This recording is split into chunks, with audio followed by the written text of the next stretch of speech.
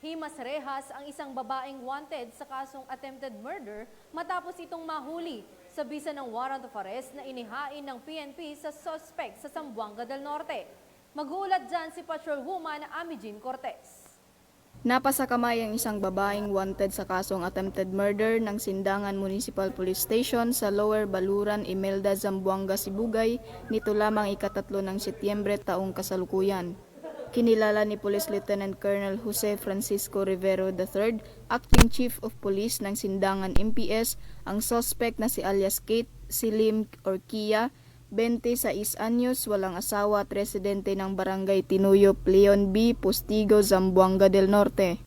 Ayon sa ulat, naging matagumpay ang pagkakaresto sa suspect ng Sindangan MPS, katuwang ang Regional Intelligence Division at 106th Infantry Battalion.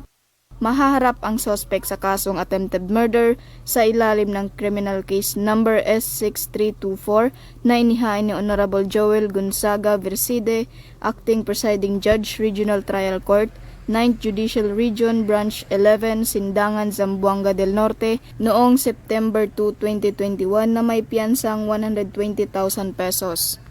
Ang naarestong sospek ay kasalukuyang nasa kustodiya ng Sindangan MPS para sa dokumentasyon at tamang disposisyon. Ang matagumpay na pagkakaresto sa sospek ay patunay lamang sa epektibong pagpapatupad ng pambansang pulisya ng Pilipinas sa kanilang sinumpang tungkulin na maghatid ng serbisyong publiko na sumisimbolo sa maayos, maunlad at mapayapang bansa para sa umuunlad na bagong Pilipinas.